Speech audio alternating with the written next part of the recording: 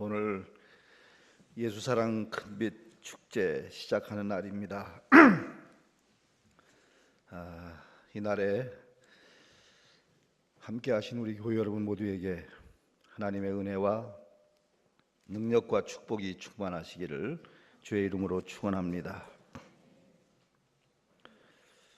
배고픈 호랑이가 먹잇감을 찾아 사냥을 나갔습니다. 때마침 토끼 한 마리가 강충강충 뛰어가길래 앞발로 탁 덮쳤습니다. 그래서 딱 낚아채려는 순간에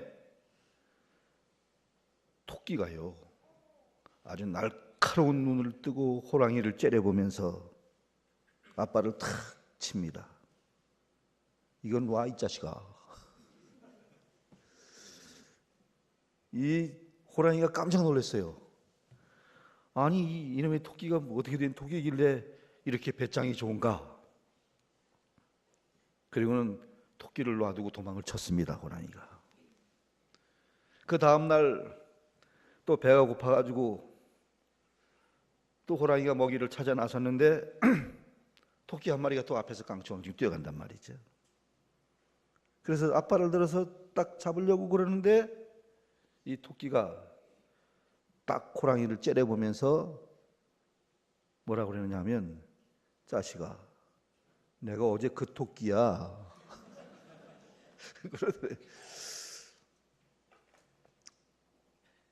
그래서 아유 저놈은 안 되지.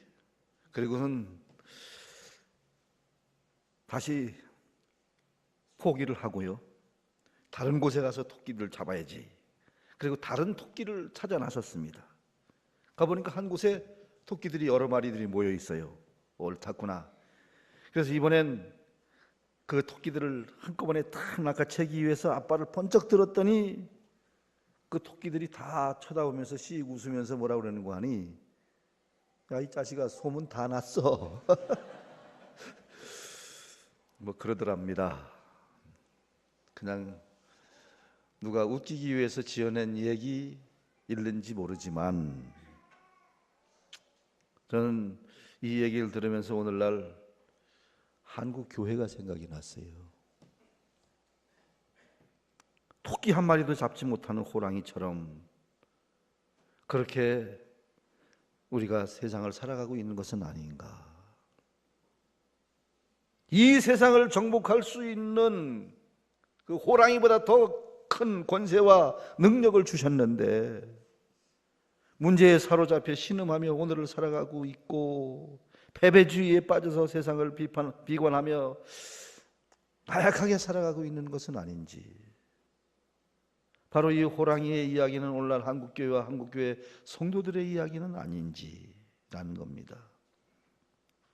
많은 사람들이 21세기를 두려움의 땅으로 바라보고 있습니다. 세상의 종말이 21세기에 올 것 같다. 그래서 예수 그리스도의 재림만이 21세기의 유일한 교회의 희망이라 뭐 이렇게 말하는 사람들도 있습니다만은 지금 기독교 국가들은요 참 이상해요. 애들을 안 낳아요. 저출산의 위기를 맞이하고 있습니다. 우리 교회만 빼놓고. 근데 반면에 이 가난한 불교권, 회교권 국가들은 산하 제한을 전혀 하고 있지 않기 때문에 지금 막 인구가 폭발하고 있어요. 그래서 교회는 희망이 없다고 말하고 있고요. 세상의 악이 너무 편만해서 교회가 세상을 감당하기에는 너무나 벅차다고도 얘기를 합니다. 기술의 발전, 유전자 공학 등 미래 과학이 우리의 신앙을 무력화시킬 것이라고도 말합니다. 그리고 세계 도처에서 기독교 신앙과 이 선교사들을 무섭게 핍박을 하고 있어요. 정말 가히 공포스러운 현실들이라 이렇게 말할 수밖에 없어요. 영락교회에서 중국에다가 18명의 선교사를 파송했는데 18명이 전부 추방됐어요. 한번 추방되면 그 사람은 평생 그 나라에 못 들어갑니다. 그래서 이 모든 것을 대항하기에는 또 교회의 약점이 너무 많다, 그렇게도 얘기합니다. 자, 그런데요, 이처럼 비관적 시각들이 맞는 얘기일까요? 저는 그렇게 생각을 합니다. 이것이야말로 바로 메뚜기 콤플렉스다. 이 가나안 땅을 들어가기 전에 12 정탐꾼들을 보내가지고 정탐하고 온 다음에 그 보고를 했을 때 가나안 땅의 거민들을 바라보면서 두려움에 떨었던 10명의 정탐꾼들의 불신앙을 얘기하는 겁니다. 저도 그들이 뭐라고 그랬어요? 우리는 저들에 비하면 메뚜기 같아. 바로 우리는 메뚜기 같다. 그 시각 하나로 그들은 멸망했습니다. 메뚜기 컴플렉스는 스스로를 망하게 하는 거예요. 하나님의 역사를 보지 못하고 부정적 시각에 사로잡혀 있는 사람들, 그 사람들은 하나님 앞에 쓰임받지 못합니다. 하나님은 영적 전쟁의 승리를 행운에 맡기지 않습니다. 하나님은 이미 다 모든 것을 다 승리를 계획해 놓으셨습니다. 결코 실패하지 않는 계획 말입니다. 이 땅의 모든 교회들은 잃어버린 영혼들을 하나님의 성으로 인도하기 위한 전략을 가지고 있어야 합니다. 그런데 문제는 오늘날 교회가 폭발하는 인구, 현대과학의 도전, 꺼져가는 도시를 점령할 수 없다고 생각을 하고 있는데 문제가 있는 거예요. 지금 이제 우리 교회의 힘으로는 안 된다는 생각을 하고 있는데 문제가 있는 거예요. 그런데 여러분, 한번 이렇게 생각해 볼까요? 그렇다면 바로 1세기, 그 1세기의 교회, 초대교회가 오늘날 다시 이 땅에 생겨난다면 결과는 어떨까? 어떻다고 생각하십니까? 저는 그 교회라면 이 성을 정복할 수 있다고 믿습니다. 네? 그런 의미에서 승리의 전략이라는 게 딴 거 없어요. 교회를 원래의 교회로 되돌리는 겁니다. 성도를 원래의 성도로 되돌리는 겁니다. 지금이야말로 교회의 본질을 회복해야 될 때가 아닌가, 그렇게 생각을 합니다. 많은 사람들이 기독교를 마음의 평안을 얻을 수 있어서 참 좋은 종교야 라고 생각을 합니다. 신령한 체험을 할 수 있어서 꽤 괜찮은 종교라고 생각을 합니다. 살아계신 하나님이 계시기 때문에 우리가 복을 받을 수 있는 유일한 종교라고 생각을 합니다. 맞아요. 그러나 교회는 거기에 머물러서는 안 되는 겁니다. 변화산 꼭대기에 예수님께서 베드로와 야고보와 요한 세 제자를 따로 데리고 올라가셨지요. 그리고 아주 신비스러운 체험을 할 수 있도록 해주셨지요. 그랬더니 베드로는 뭐라고 말합니까? 여기 있는 것이 좋사오니 우리가 초막 셋을 짓겠습니다. 하나는 모세를 위하여, 하나는 엘리야를 위하여, 하나는 주님을 위하여 짓겠습니다. 그때 순간 하나님의 음성이 들려오면서 그 땅이 진동을 했고 정신을 차려보니까 모세와 엘리야가 사라졌습니다. 그리고 예수님은 내려가자, 제자들을 데리고 산 아래로 가시는 겁니다. 다시 말하면 예수님은 이 신비한 체험을 수도원을 세우는 데 쓰시지 않으셨습니다. 저 산 아래로 내려가서 마을을 점령하여 거기에 하나님의 교회를 세우시기를 원하셨던 것입니다. 모세는 무엇을 의미합니까? 율법을 상징합니다. 하나님의 말씀이지요. 교회는 성경을 가르치고 배울 수 있어요. 그러나 우리가 그 배운 하나님의 말씀을 세상에 적용하지 않는다면 그건 아무것도 아닙니다. 그리고 엘리야는 예언자를 대표합니다. 그 예언이 산꼭대기에만 머무르는 예언이라면 아무런 의미가 없습니다. 그 예언은 언제나 사람들 속에 들어가야 합니다. 그리고 그 예언은 사람들을 변화시켜야 되는 것입니다. 그리고 예수님은 예수님을 위해서 짓겠다는 초막도 거부하셨습니다. 오늘날 교회가 무력하게 된 이유는 예수님을 교회 안에만 가두어 두었기 때문에 그렇습니다.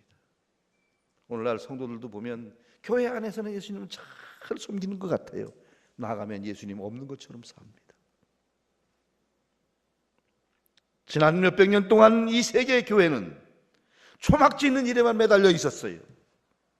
성도들은 예수님을 교회 안에 가두는 일에 급급했습니다. 바로 저 성을 점령하는 일에는 메뚜기처럼 무력하기만 했다, 그 말입니다. 그건 하나님의 계획이 아니었습니다. 교회가 건물 지어야죠. 교회가 건물을 짓는 이유는 성도들이 이 안에서 편안하게 머물러 있기 위해서 건물을 짓는 것이 아니라 저 도시를 정복하는 전초기지를 만들기 위해서 건물을 짓는다는 이 사실을 우리 잊지 말아야 돼요.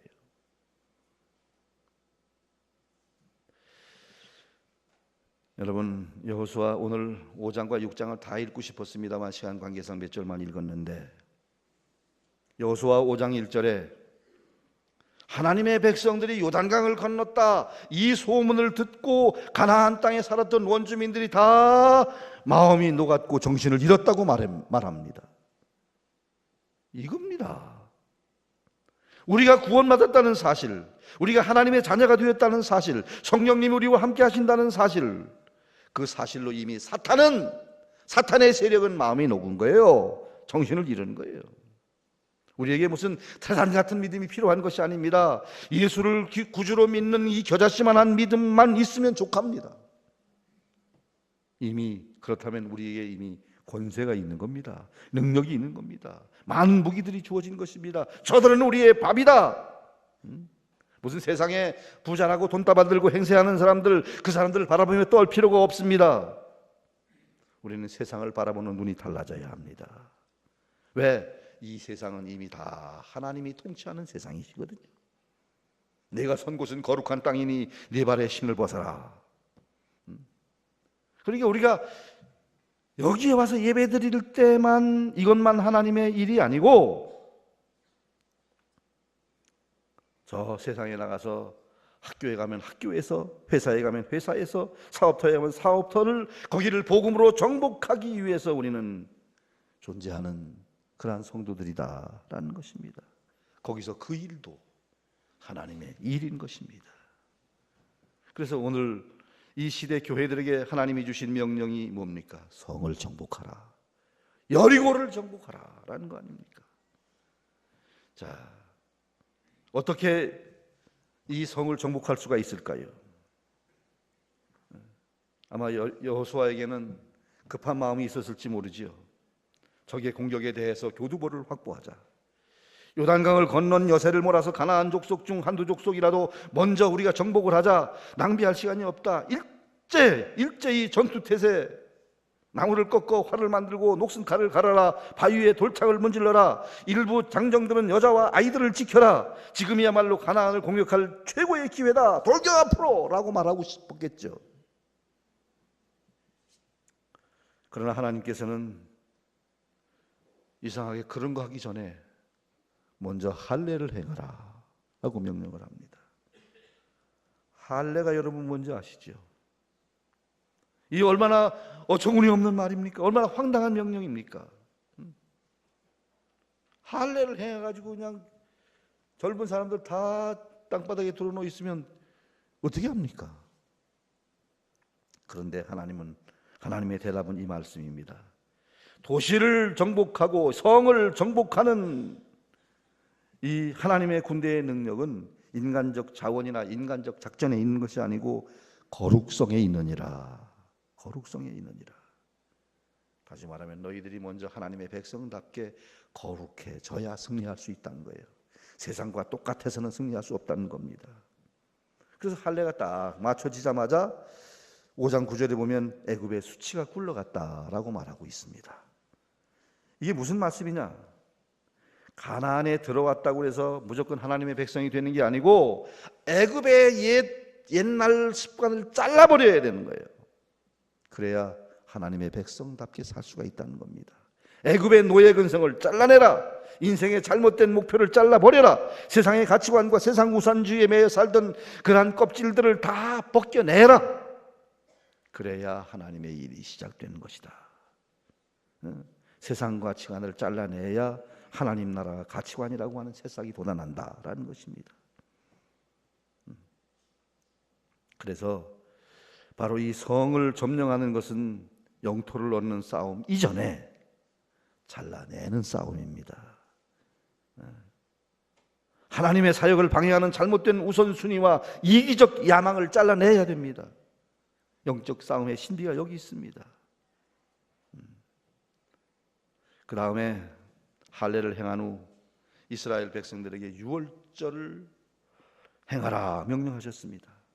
다시 말하면 전쟁을 앞두고 잔치를 벌였습니다. 아니, 싸우기도 전에 축제를 벌였다는 말이에요. 그러니까 그들의 싸움은 싸우기 위해서 가는 싸움이 아니라 하나님께서 벌써 싸워서 이긴 싸움에 거기에 동참하러 가는 겁니다. 하나님의 승리와 축복을 확인하러 가는 겁니다. 그래서 우리 그리스도인들의 세상과의 싸움을 가리켜서 우리는 이겨놓고 싸우는 싸움이라 그렇게 말합니다. 싸워서 쟁취하는 싸움이 아닙니다. 부전승이라는 거 여러분 아시지 않습니까? 부전승 뭐예요? 싸우지 않고 이겼다 그 말이에요. 우리의 구원이 뭡니까? 예수 그리스도의 십자가의 승리를 나의 승리로 확인하는 것입니다.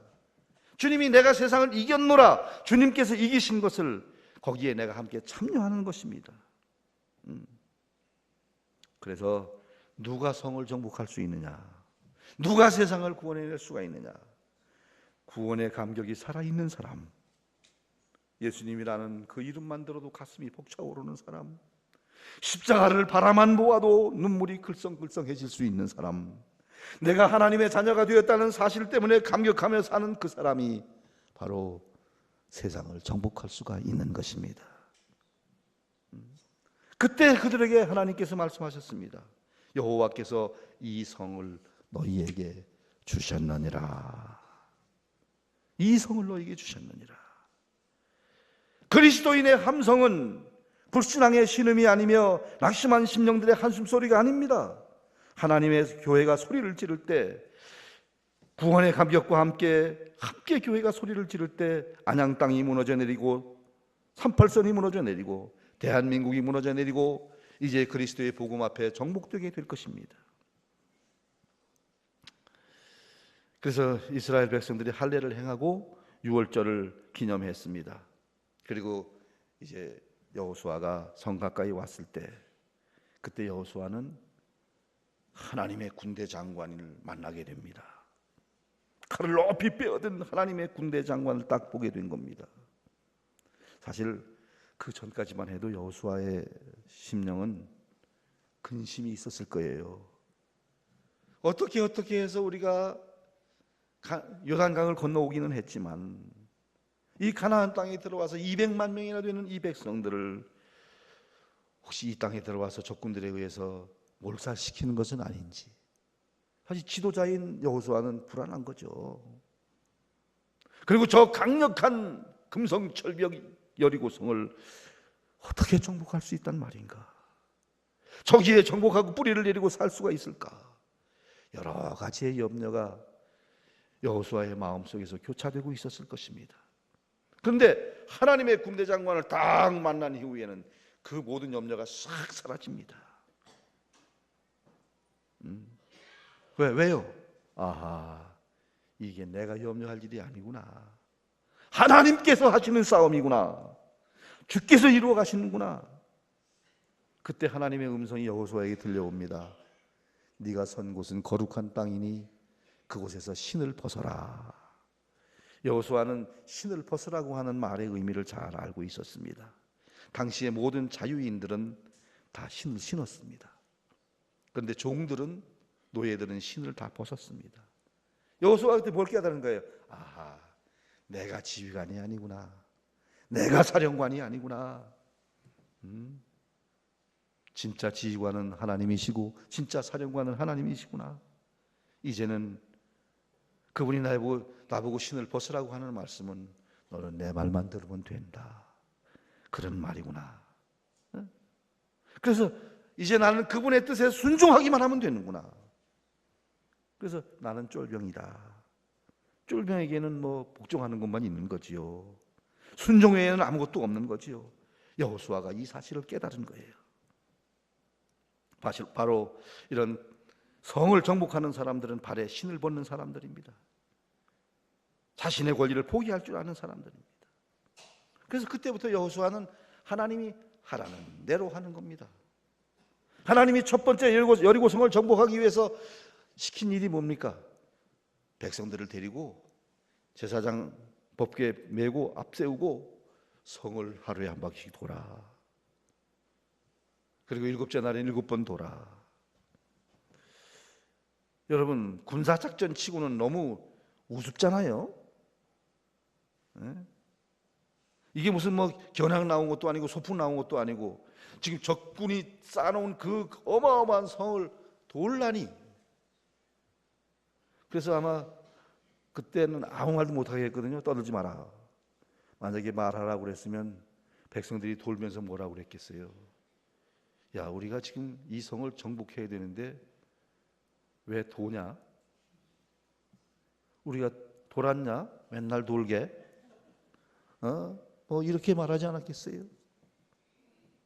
군사 전략가들이 이 얘기를 하면서 역사적으로 가장 황당한 전법 중에 하나가 바로 여리고성 정복 전법이라고 그럽니다. 황당전법이라고 말합니다. 그런데요, 여기에 하나님의 메시지가 있어요. 법궤를 앞세우고 그랬잖아요. 다시 말하면 우리 앞에는 하나님이 앞서 가신다. 하나님이 우리를 이끌고 가신다. 그리고 하나님이 도와주고 계신다. 그 다음 두 번째는 뭐예요? 성을 도는 백성들에게는 떠들지 말라고 그랬어요. 아까처럼 돌았냐? 왜 도냐? 뭐 이러고 계속해서 맞아, 우리가 돌았냐? 왜 따라 돌아? 이랬으면 못 돌았을지 몰라요. 입을 닫아라. 부정적인 말을 하지 마라. 불평하는 백성들은 망한다. 입 다물고 따라오기만 해라. 이번에도 우리 예수사랑 큰비축제 진행을 하는데 그 여러 가지 많은 작전이 많이 바뀌었어요. 또 뭔가 좀 축소된 것 같기도 해요. 그래서 여기저기서 조금씩 무슨 얘기가 나오려고 그래요. 입 다무시기 바랍니다. 앞에서 끄는 사람들이 좀 부족한 것처럼 보여도 다 일심해서 합심해서 따라가면 역사는 일어납니다. 그리고 뭐라고 그랬어요? 제사장 나팔을 불어라. 그러니까 오직 제사장의 나팔 소리에만 귀를 기울이는 거예요. 하나님의 말씀에만 귀를 기울이고 앞으로 전진해 가는 것입니다. 그게 바로 하나님, 우리가 볼 때는 황당작전인데 하나님께서 백성들을 훈련하시는 거예요. 어쨌든 성을 정복하라. 이것은 주님의 명령이요 목적이었습니다. 이 땅에 교회가 존재하는 이유이기도 합니다. 눈을 들어 밭을 보라. 우리 그리스도인들의 입장에서는 저 세상을 휘어져 추수하게 될 밭으로 보는 것입니다. 여러분 눈에 그 밭이 보이십니까? 휘어져 추수하게 된 곡식이 보이십니까? 21세기에 하나님 나라를 꿈꾸는 사람들, 이 선교를 위해서 기도하는 사람들의 눈에는 이상한 한 지역이 눈에 들어왔습니다. 그 사람들은 그것을 이렇게 불렀습니다. 1040 window. 1040 window. 다시 말하면 이 아시아 중동권에 북위 10도에서 북위 40도 사이에 있는 그 지역, 21세기의 가장 거대하고 도전적인 선교지는 바로 여기다. 그게 보인 거예요. 1040 윈도우. 바로 이 1040 윈도우, 이 1040 창에는 70억 인구 중에 40억 이상의 인구가 거기 살고 있는 거예요. 또 지구상에서 가장 인구 밀도가 높은 곳이 바로 그 지역입니다. 그리고 그 40억 인구 중에 절반 이상이 두 나라에 살고 있어요. 중국과 인도. 합하면 20억이 훨씬 넘어요. 특별히 중국은 산하 제한을 통해서 인구가 그렇게 급속히 팽창되고 있지 않아요. 근데 인도는 지금 산하 제한이 없어요. 인구가 계속 팽창하고 있어요. 벌써 지난 세기 말에 10억을 넘었고 머지않아 중국의 인구를 앞지를 것이라고 예측을 하고 있습니다. 그런데 문제는 이 1040 윈도우 안에 있는 인구 중 대부분은 기독교의 뿌리가 전혀 없거나 기독교를 공개적으로 대적하는 개발도상 국가들 뿐입니다. 이 창안에는 있는 그 61개 지역의 대부분은 경제적으로 아직 후진국들입니다. 정치, 문화, 영적으로 반기독교적 국가들입니다. 그러니까 그 지역은 기독교를 강력하게 반대하는 세 가지의 종교의 지배를 강력하게 받고 있는 지역입니다. 이슬람교, 힌두교, 불교가 바로 그런 종교들입니다. 지금도 이슬람 국가에서는 선교사들이 복음을 전하다가 발각되면 돌로 때려 죽여도 전혀 법에 저촉되지 않습니다. 힌두교가 얼마나 기독교를 강력하게 핍박하고 있는지는 여러분도 아십니다.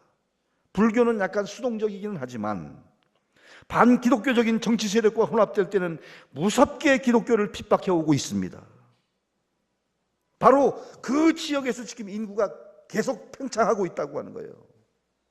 100만 명 이상을 가진 그러한 미전도 종족이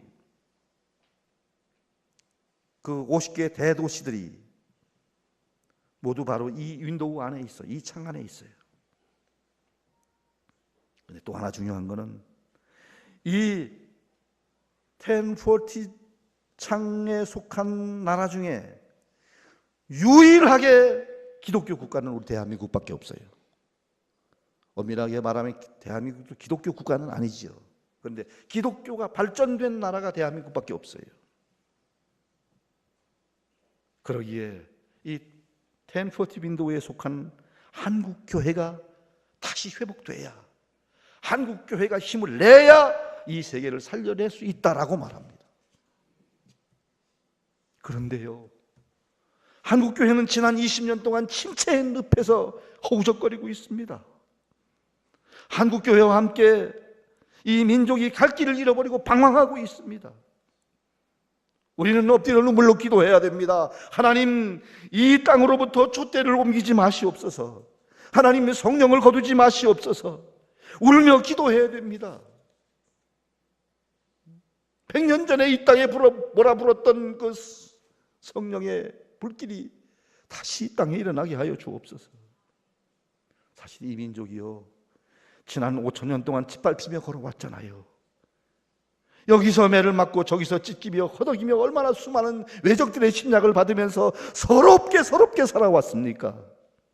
그런데 이 땅에 교회들이 부흥되면서 우리는 다시 이런 희망을 갖게 되었었습니다. 이 마지막 때에 하나님께서 이 민족을 쓰시고자 한 것은 아닐까? 하나님께서 이 민족을 살려내서 세계를 복음하는 제사장 국가로서 하나님께서 이 나라를 축복하신 것은 아닐까? 그러라고 이 나라의 경제적 발전과 정치적 발전을 허락하신 것은 아닐까? 그런 기대를 하며 그렇게 기도하며 우리는 살아왔습니다. 그런데 왠지 성령의 불이 가물가물 꺼져가고 있는 것 같습니다. 한국교회가 침체의 늪에서 벗어나지 못하고 있는 것 같습니다. 우리는 다시 일어나야 합니다. 하나님, 이 민족을 살려 주옵소서. 한국교회를 주님의 손에 맡겨드립니다. 주여 불쌍히 여겨주시옵소서. 몸부림하며 우리는 달려가야 합니다. 대한민국은 예수 안에서만 오직 위대한 나라, 위대한 민족이 될 수 있어요. 다른 거 가지고 세계를 인도하고 세계에 앞장서는 무엇 가지고 하겠습니까? 복음만이, 하나님의 역사만이 이 땅을 세계적인 그러한 나라로 만들어갈 수 있다고 믿습니다. 꿈을 꾸십시다. 버렸던 복음의 바톤을 다시 손에 붙잡으십시다. 때며든 사명을 다시 한번 닦으십시다. 우리 그리고 다시 한번 일어납시다. 꺼졌던 가슴에 다시 불꽃이 피어나도록 불을 지피십시다. 이번에 시작하는 예수사랑 큰빛 축제로 바로 이 불꽃이 새롭게 일어나는 그러한 역사가 우리를 통해서 이루어질 수 있게 되기를 주의 이름으로 축원합니다. 거룩하신 하나님, 감사합니다. 교회가 건물 잘 지어놓고 그 안에서만 머물러서 오손도손 살아가는 것이 교회가 이 땅에 존재하는 이유는 아닐 것입니다. 하나님, 저 바깥 세상을 바라보게 하여 주옵소서. 휘어져 추수하게 된 그 밭을 바라보며 영혼의 추수를 준비하는 교회가 되게 하여 주옵소서. 한국 교회가 이곳에 세워져 있고 한국 교회를 하나님께서 그동안 축복해 주신 것은 바로 성을 정복하라고 하는 주님의 명령이 있었을 텐데 그 사명 감당하지 못해 침체의 늪에 어덕이는 이 현실을 저희들은 안타까운 마음으로 봅니다. 주여, 다시 성령의 불을 붙여 주옵소서. 저희들의 가슴 속에 뜨거운 열정이 일어나게 하여 주옵소서. 그리고 세상을 변화시키는 길로 다시 나아가게 하여 주옵소서. 예수님의 이름으로 기도드리옵나이다. 아멘.